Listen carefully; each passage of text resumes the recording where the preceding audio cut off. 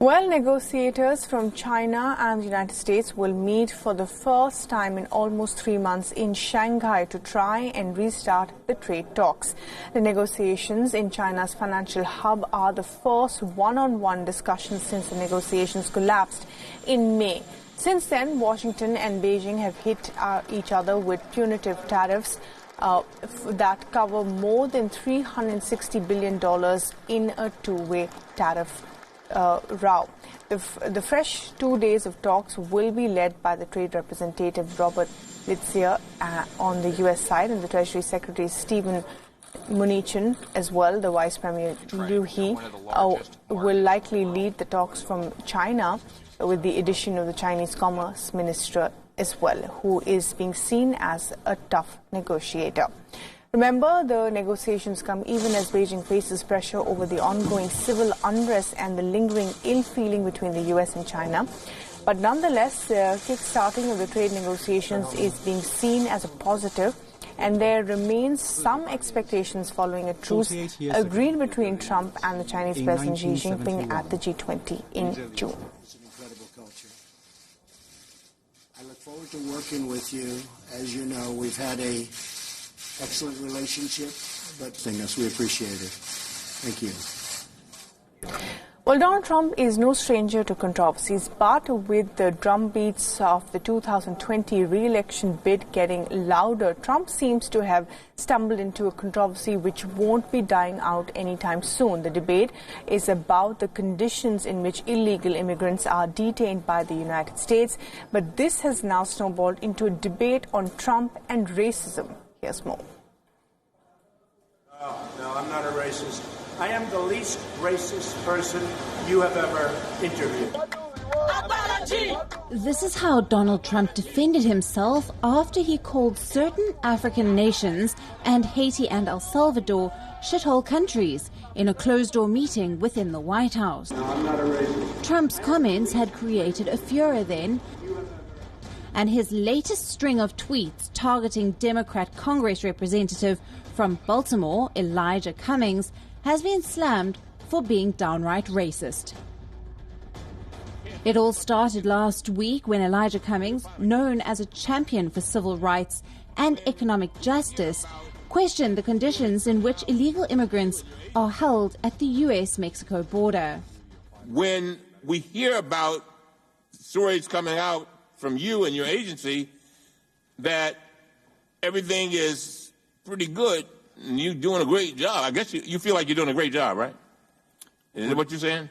We're doing our level best in a very challenging. What does that mean? What does that mean when a child is sitting in their own feces, can't take a shower?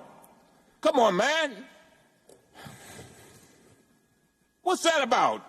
None of us would have our children in that position. They are human beings. It was this criticism of the president's hardline immigration policy which made Donald Trump train his guns on Cummings. Taking to Twitter, his favorite mode of communication, Trump questioned Democrat Cummings on his own track record in Baltimore, a district he has represented at the U.S. Congress since 1996. Why is so much money sent to the Elijah Cummings district when it is considered the worst run and most dangerous anywhere in the United States? No human being would want to live there. Where is all this money going? How much is stolen? Investigate this corrupt mess immediately. But this was just the beginning. Donald Trump fired a whole volley of tweets until he went too far. As proven last week during a congressional tour, the border is clean, efficient and well run, just very crowded. Cummings' district is a disgusting rat and rodent infested mess. If he spent more time in Baltimore, maybe he could help clean up this very dangerous and filthy place. The words rat and rodent infested mess to describe Baltimore touched a raw nerve. The President of the United States describing a district in which 63% of the population is black was slammed as racist and unacceptable. In fact, a black television news anchor described Trump's criticism of Baltimore in these terms. Donald Trump has tweeted more than 43,000 times. He's insulted thousands of people, many different types of people. But when he tweets about infestation, it's about black and brown people. But none of this criticism has made Trump backtrack on his remarks.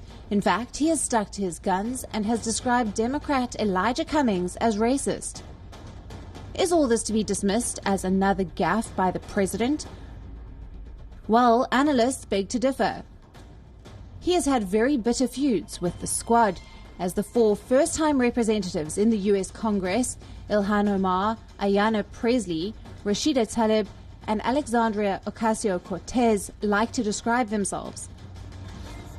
Politics is the art of zeroing in on your enemies, and Donald Trump, who is seeking a re-election next year, it appears, is presently busy in stacking up adversaries whom he wants to joust with in 2020. Bureau Report, WION, World is One.